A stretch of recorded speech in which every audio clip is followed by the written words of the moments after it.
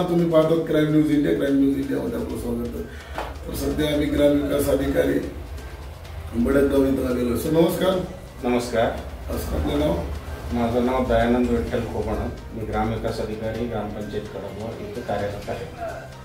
तर सर इथं तुम्ही ग्रामविकास अधिकारी हे इथं कडबगाव इथं कधीपासून सर कार्यरत आहात? मी एप्रिल 2023 पासून या ठिकाणी ग्रामविकास अधिकारी म्हणून या ठिकाणी ग्रामपंचायतीचं कामकाज पाहतोय.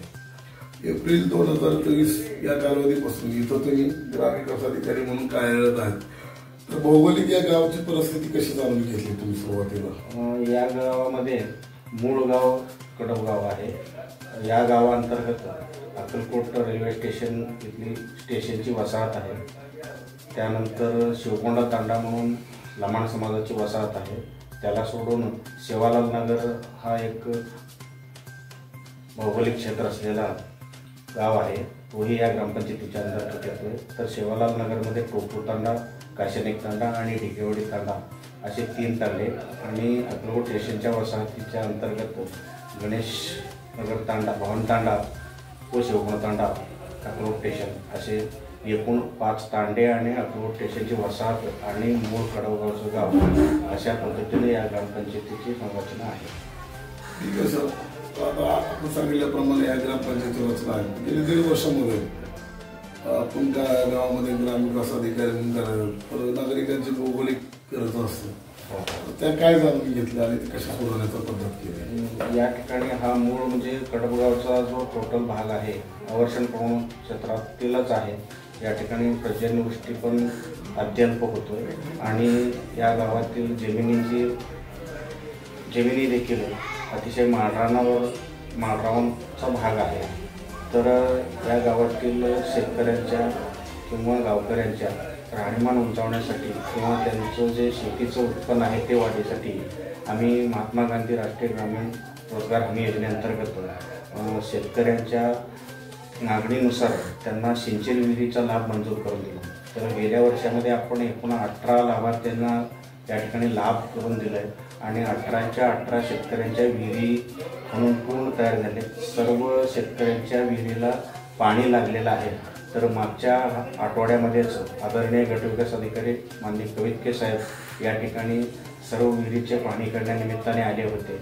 तर शेतकऱ्यांनी गटविकास अधिकाऱ्यांच्या समोर अतिशय समाधान व्यक्त केले की तुम्ही आम्हाला ह्या सिंचन विहिरीचा लाभ दिल्यामुळं आमच्या शेती बागायताखाली आलेल्या आहेत. तर आम्ही यापूर्वीचे जिरायतचे पिकं सोडून यावर्षी आम्ही बागायतीचे पिके काहींनी गहू पेरलेले आहेत, काहींनी मका पेरलेले आहेत, तर काहींनी फळबाग लागवड केलेले आहेत. तर सिंचनाखाली विहिरून त्यांच्या उत्पन्नामध्ये वाढ झालेला आहे. भविष्य काळामध्ये त्यांच्या राहणीमानात पण वाढ होईल अशा पद्धतीनं आम्ही भौगोलिक दृष्ट्या शेतकऱ्यांचे हे केलेले आहेत. तर या व्यतिरिक्त गावामध्ये विकास कामाच्या माध्यमातून आमच्या ग्रामपंचायतीला साधारणपणे 35 ते 36 लाखाच्या आसपास दरवर्षी 15वा वित्त आयोगातून निधी मिळतो. त्या निधीच्या निकषाप्रमाणे बंदित आणि अबंदितमध्ये आम्ही कामे करत आहोत. तर गावांतर्गत गावातील विविध वसाहतीमध्ये भूमिगत गटार असतील, सिमेंट कॉन्क्रीटचे रस्ते असतील इत्यादी कामे आपण केलेले आहेत. त्याच्यानंतर आपण दलित वस्ती सुधार योजनेअंतर्गत या गावामध्ये भीमनगरमध्ये आणि डॉक्टर बाबासाहेब आंबेडकर बौद्धनगरमध्ये आणि मोची वसाहतीमध्ये नंतर रोहिदास नगरमध्ये आपण दलित वस्ती सुधार योजनेअंतर्गत कामं पूर्ण केलेले आहेत. त्याचनंतर या गावांतर्गत येणाऱ्या सर्व लमाण वसाहतीच्या तांड्यामध्ये तांडा वस्ती सुधार योजनेअंतर्गत सिमेंट कॉन्क्रीट रस्ते आणि भूमिगत गटारीचे कामे आम्ही हाती घेऊन पूर्ण केलेले आहोत. तर आणखीन शासनाच्या मागणीप्रमाणे आपण तसं सूचना प्रस्तावित केलेल्या आहे. तर माननीय आमदार साहेब आणि माननीय खासदार साहेब यांच्याकडे देखील या ग्रामपंचायतीच्या पदाधिकाऱ्याच्या माध्यमातून पाठपुरावा करून गावात आवश्यक त्या ठिकाणी समाज मंदिरं, सभामंडप उभारलेले आहेत. काही गावात अंतर्गत रस्ते असतील किंवा गावाला जोडणारे जोड रस्ते असतील, दिवाबत्तीचे सोय करण्याचे इत्यादी कामं आम्ही या लोकप्रतिनिधींच्या अनुदानातून केलेले आहेत.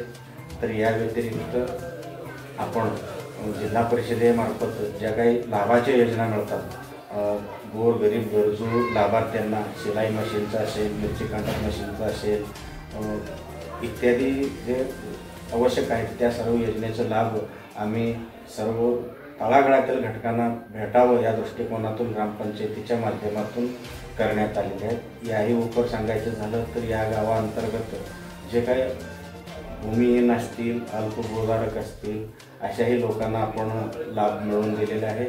तर जे बेघर कुटुंब आहेत अशा कुटुंबांची सर्वे यापूर्वी करण्यात आलेला असून अशा कुटुंबांना प्रधानमंत्री आवास योजना अंतर्गत एकूण आणि त्याचबरोबर मोदी आवास योजना तसेच रमाई आवास योजना अंतर्गत या गावामध्ये मी आल्यानंतर साधारणपणे 86 कुटुंबांना घरकुलाचा लाभ मिळवून देण्यात आलेला आहे. अशा पद्धतीनं ग्रामपंचायतीचं कामकाज सुरू आहे. ठीक आहे सर, आपण आत्ताच बोललो की 15 युक्त आयोग, तर 15 युक्त आयोगामधून आपल्या ग्रामपंचायतीला किती निधी प्राप्त झाला आणि तो निधी जो आहे तो आपण कशा पद्धतीने गावामध्ये कशासाठी वापर करण्यात आला? हो, 15व्या वित्त आयोगामध्ये गतवर्षी आम्हाला साधारणपणे 34 लाखाच्या आसपास निधी मिळालेला आहे. तर 34 लाखाच्या निधीमध्ये आम्हाला बंधित आणि बंधित निधीमध्ये पाणी पुरवठा आणि स्वच्छता विषयक कामे करायचे आणि अबंधित निधीमध्ये आपण इतर कामे करतो होतो. तर बंधित निधी आपण जवळपास 60% राखीव ठेवून त्या निधीतून आपण 30% पाणी पुरवठ्यावर आणि 30% स्वच्छतेच्या बाबीवर आपण काम करतो. तर स्वच्छतेच्या बाबी अंतर्गत आपल्याला भूमिगत गटारी असतील आणि इतर विविध कंपोस्टच्या बद्दल किंवा जे घनकचऱ्याच्या बद्दल व्यवस्थापनाचं कामे असतील इत्यादी कामे आपण बंधित निधीमधून बंधितच्या 30% स्वच्छतेविषयक कामामधून करण्यात आलेले आहेत. तर 30% पाणी पुरवठ्याच्या अंतर्गत हे गाव ऑलरेडी टंचाईग्रस्त गाव असल्या कारणाने गेल्या वर्षी अतिशय पर्जन्यमान कमी पडल्यामुळं गावाला भीषण पाणी टंचाई भासत होतं. अशाही परिस्थितीत आम्ही